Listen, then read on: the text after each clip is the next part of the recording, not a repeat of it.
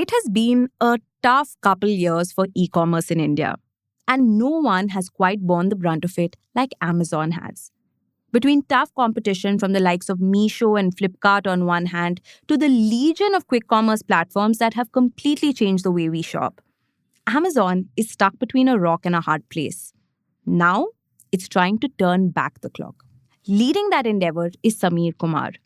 He took over as the new country manager in October 2024, and since then, he has been exploring new ways of working.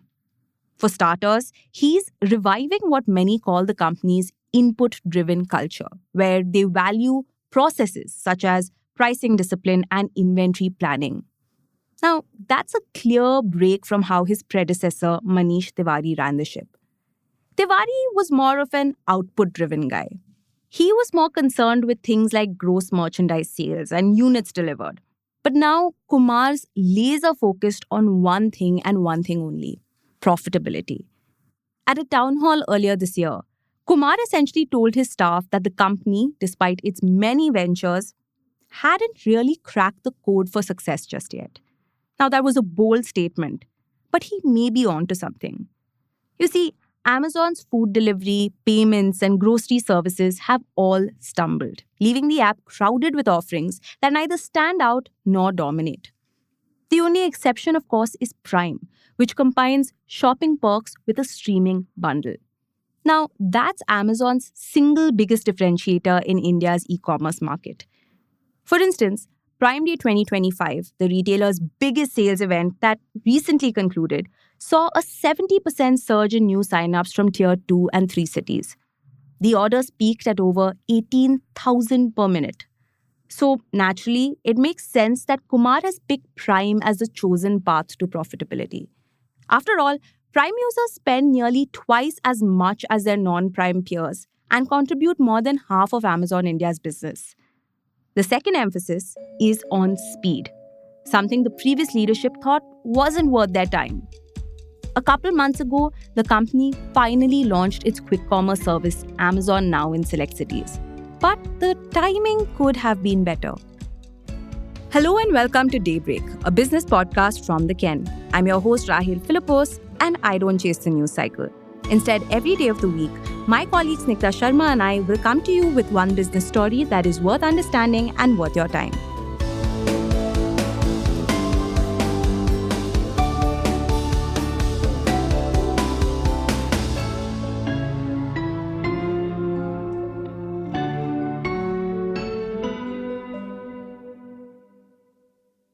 Kumar has been at Amazon for 25 years, so some may call him a lifer. He started off as a systems engineer when Amazon was valued at less than $1 billion. So, like two Amazon executives told us, Kumar's leadership is defined by a sense of clarity that his predecessors like Amit Agarwal and Manish Tiwari lacked. A category manager said before he came along, it felt like they didn't have a sense of what they were going after. For instance, Amazon was steadfast in its belief that quick commerce wouldn't be able to sustain itself in India. But now, with Kumar's elevation, employees are being pushed to be more aggressive. Another category manager explained how, in terms of profitability, if something doesn't make sense in the current Amazon ecosystem, they move to Amazon Now, the quick commerce platform. For instance, if they would take 60 rupees to ship a diya, they're now taking calls to sell them on the Now marketplace instead. Now, this approach seemed to have worked.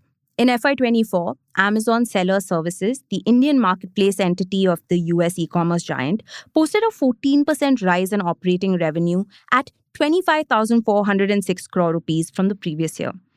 Its net losses also narrowed by about 28% to nearly 3,500 crore rupees. Under Kumar, there's more emphasis on figuring out why certain businesses are not working and on trying to get them up. For instance, the company is also trying to reshape its supply chain side and see what improvements it can make there. But a company spokesperson told us that at its core, Amazon's strategy remains constant, and it's based on things that don't change over time. Sure, the company has been late to quick commerce, and it may only be testing out the services in select pin codes in Bangalore, Mumbai, and Delhi. But to prioritize speed and convenience for customers, The platform has opened 30 service and 5 fulfillment centers and is waiving off delivery fees. Amazon Now's expansion to other PIN codes is slow because, according to a third category manager, the company wants to expand sustainably and utilize its fulfillment centers rather than open some 100 dark stores. One executive told us that Samir has a very strong cost culture within Amazon. He's been able to drive unit economics better, which is why he's overseeing the company's resettlement to a new corporate office. Amazon India's Bangalore office is moving from the World Trade Center building near Yashwantpur to Satwa Horizon near Yelahanka. For those of you who don't live in Bangalore, that is very close to the airport. At the same time, he's also making it mandatory for employees to work 5 days from the office. Now, some are calling this a silent layoff. They're expecting attrition to be high. At the same time, the company is also spending $233 million to strengthen its operations in the country. Stay tuned.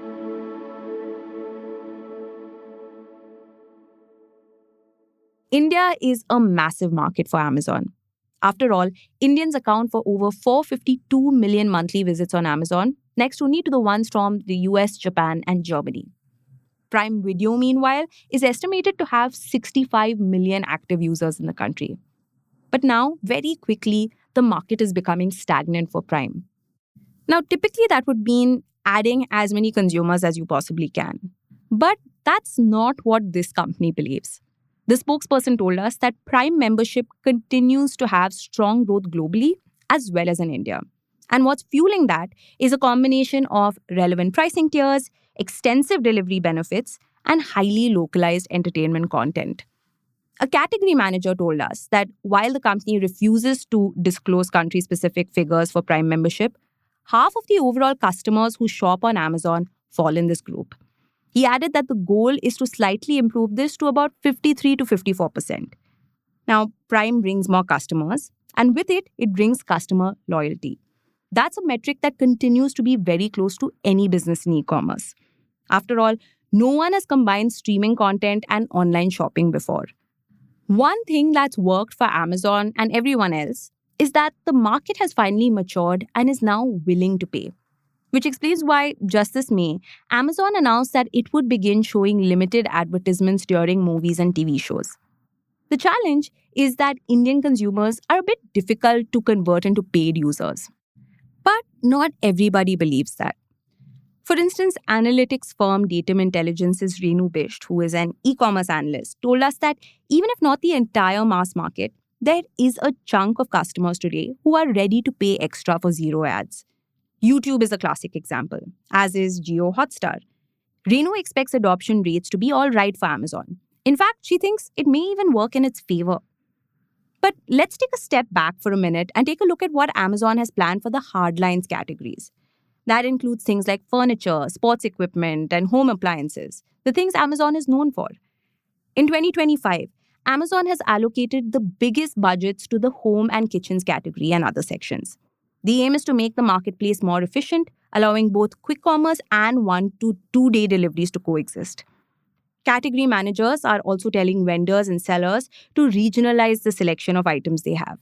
And that means the selection for a particular region would only be shown to people nearby. But here's another bigger agenda: to take on the likes of Meesho. To do that, Amazon has decided to do away with the referral fee. That's the commission that sellers pay to Amazon for each product sold. So we're talking about 12 million products across 135 plus categories, all priced below 300 rupees. Sellers on Amazon Bazaar, which is the site for cheap fashion and home products, continue to enjoy zero referral fees on all products under 600 rupees. It also lowered its weight handling fees. Now, this is unlike when Tiwari was at the helm. Programs like Bazaar, Fresh, and other smaller initiatives were never prioritized in terms of the team size or budgets then. In 2023, Amazon's chief executive Andy Jassy said the company, which had already invested $11 billion in India cumulatively at the time, wanted to increase the total investment to $26 billion by 2030. Now, this was at a time when the electronic retail market in India is witnessing only a 10 to 12% growth compared to 20% in the previous years. Even before Tiwari's term, the company had a document culture. You were required to go through multiple rounds of review before the concept was approved or before you hit the market. This stems from how Amazon has always operated globally. And yet, there was a period of time when Tiwari was still at the helm of things, when there was a lot of experimentation happening. At the peak of the pandemic, for instance, they were trying their hand in the food and edtech spaces. But now, Amazon is back to square one. With Kumar, there is hope that his aggressiveness will energize the team. But would that be enough to keep Amazon competitive against the likes of Flipkart, Reliance, Blinkit, and Zepto?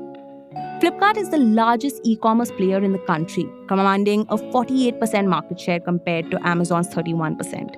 And then you have Blinkit and Zepto, which are growing at breakneck speed.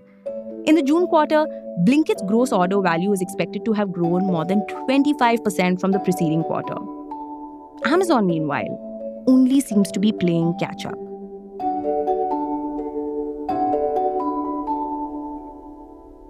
Daybreak is produced from the newsroom of The Ken, India's first subscriber-focused business news platform.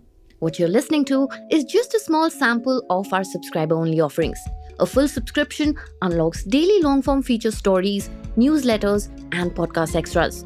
Head to theken.com and click on the red subscribe button on the top of the website. Today's episode was hosted by Rahil Philippos and edited by Rajiv CN.